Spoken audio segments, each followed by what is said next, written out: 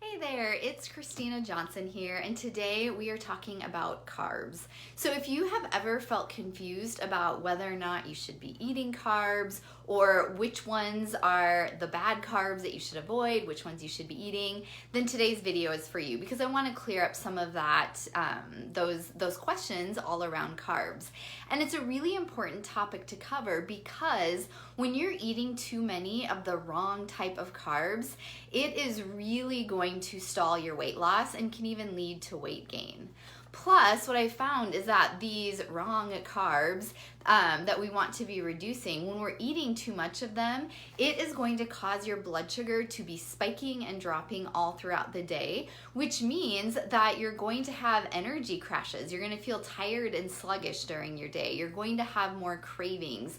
You're going to feel more anxious and irritable and on edge. So choosing your carbs wisely is really important in order to lose weight, but also to just feel good throughout your day. So that's what I want to do today. Is I want to first just cover a little bit about what happens in your body when you're eating carbs so that it makes sense when I tell you what are really the top two types of carbs that we want to avoid. And then I'll also go into which ones are really good healthy carbs to be eating. So before I do that, I'm just curious if you do ever feel confused about this topic of carbs. Let me know. Just either hit the like button or put a me in the comments. And if you have any specific questions about carbs, put that in the comments too, whether you're watching live or on the replay, because I can either address that now or in an upcoming video. Okay, so the other thing that I want to address before I go into this is that I firmly believe that there is not a one-size-fits-all diet for everyone. So I know women who have done keto before and done amazing on it, which is an extremely low-carb diet. It's been very healing for them. They feel great, they lose weight, and it's great. But then I've also known other women who go extremely low carb or do keto and their hormones become a mess. They don't feel good. They can actually gain weight. And so what I want to say is that, working with many clients over the past several years, I've seen clients lose weight and feel good on a moderate amount of carbs. I have one client right now who is eating higher carbs, lower fat, and doing pretty well with that. So truly, when it comes to figuring out like what is right, it really comes down to experimenting and figuring out what is right for your body, what's going to make you feel good and help you lose weight.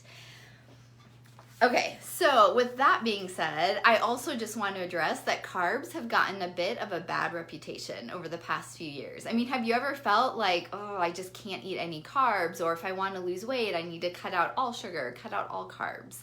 And the truth is that carbs do serve some benefit. They can be a good source of energy for our body, and they can be supportive of our mood.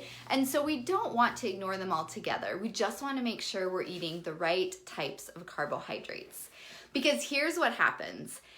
Anytime you eat a carb, no matter what that carb is, so if you are eating, ice cream or bread or pasta, or if you're eating, healthy carbs like fruit or, a sweet potato, any form of carbohydrate, your body is going to digest that and break it down into smaller sugar molecules. And so those smaller sugar molecules are going to hit your bloodstream and cause your blood sugar to rise. When your blood sugar rises, your body releases insulin, and insulin's job, get this, its job is to take that sugar out of your bloodstream and to store it somewhere else on your body, because we can't let our blood sugar get too high.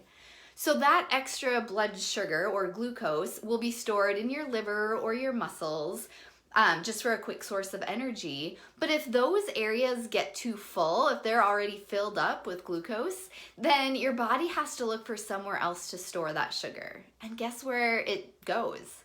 It gets turned into fat, either body fat and stored in your fat cells, or it can also be converted into triglycerides. So when we eat too much of this wrong type of carbs, too much, and that turns into sugar, we can really cause weight gain. And so it is okay for our blood sugar to rise gradually and fall gradually throughout the day. And so when we're choosing what carbs to eat, we want to avoid carbs that are going to spike your blood sugar quickly. Because if you eat too many carbs, or if it gets digested too quickly and spikes your blood sugar, then all of that sugar has to find somewhere to go right away. Versus if you're eating carbs that break down more slowly and just gradually cause a small rise to your blood sugar, your body can handle that. It knows what to do with that, gradual rise and fall of blood sugar. So the question then is, what are the types of carbs that will cause your blood sugar to spike too quickly and too much? And really, it's the processed refined carbs that are made from two things, either sugar and or flour. So everybody gets the sugar one, but products made from flour will get broken down very quickly in your body, and they will spike your blood sugar really pretty similarly as just eating sugar. So when it comes to choosing carbs, we really want to avoid or limit any form of carbohydrate that is made up of sugar or flour.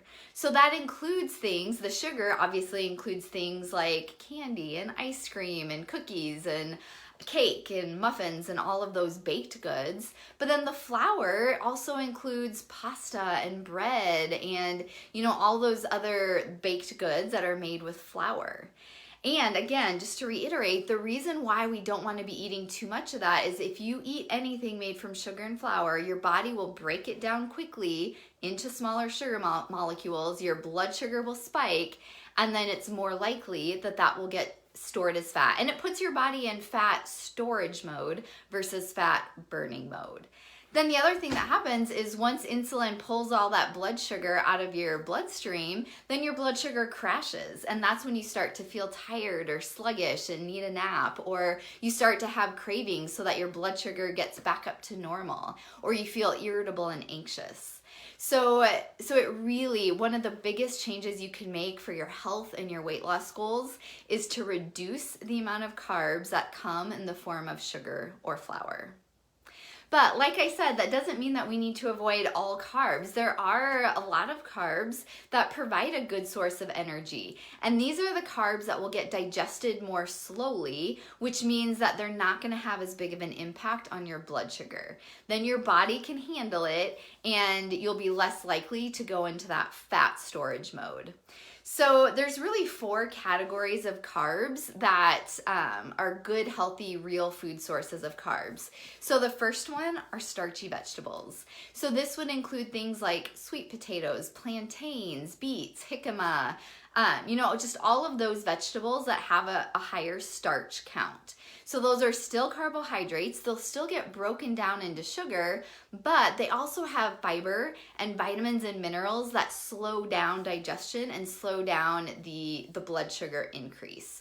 So that is a great way to get carbohydrates in. And really, by having just 1 serving of a starchy vegetable with a meal, that is more than enough carbs for our body.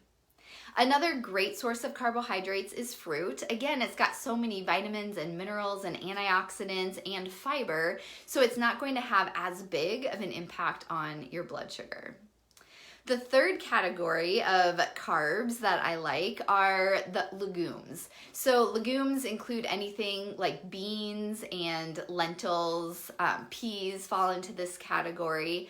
So again, these are carbs that will have less of an impact on your blood sugar. Most of them also have a little bit of protein, which is going to slow down the digestion in addition to having the fiber.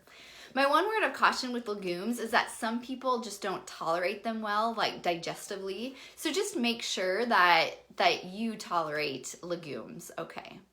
And then the final category of carbs would be gluten-free grains.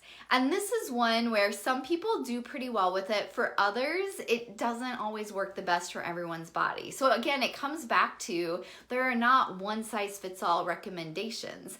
This is, where you need to kind of figure out what works for you. But gluten-free grains would include oatmeal, if that works for your body. It would include rice, wild rice, brown rice, white rice. Quinoa kind of falls into this category. Those are the main ones that come to mind now.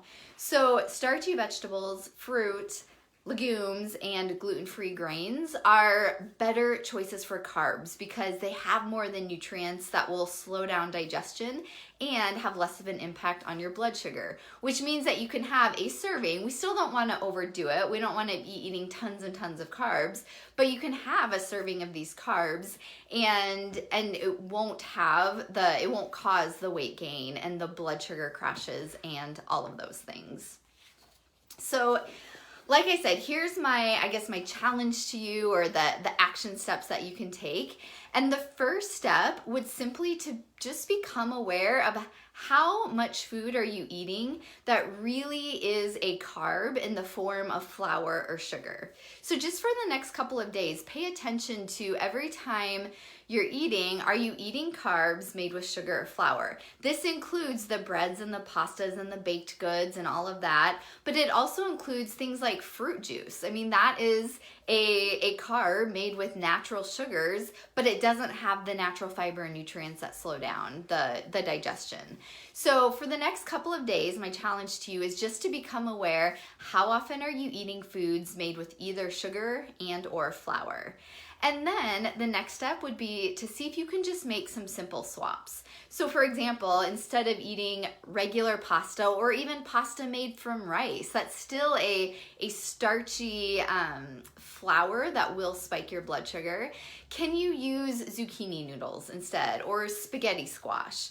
So look for some substitutes that can still be a carb, but a healthier version of a carb. So I completely get, sometimes it can feel a little overwhelming to make some of these changes, or to even just be able to figure out, like, how do you figure out what's going to work best for your body? Sometimes it can be difficult to know what those next steps are. So if you would like some support in creating a way of eating that's tailored to you and your body, your taste preferences, your lifestyle, then I would invite you to book a complimentary consultation with me so that we can take a look at what your goals are, what you're currently doing, what you're currently eating, and just figure out what kind of changes need to be made so that you get those results that you want, so that you can lose weight and keep it off without dealing with the hunger and the cravings and feeling deprived all the time. Because that's another thing, when we are focused on eating the right carbs, your cravings go away, you find that you probably feel full for longer, and there's so many positive changes that help you eat healthy and stick with it consistently. And so that is what I'm here to help you with. So if you would like to book a complimentary consultation with me, just go to ChristinaJohnsonWellness.com/apply, or just send me a private message. If you're watching on Facebook or on YouTube, you can send, just put in a comment and I will get back to you. We'll schedule a time to chat so that we can look at what you're doing and what changes can really set you off in the right direction. All right, thank you so much for watching today's video all about carbs. If you have questions, put them in the comments. I'm happy to answer them or to address them in an upcoming video. And I will see you again next week. Bye for now.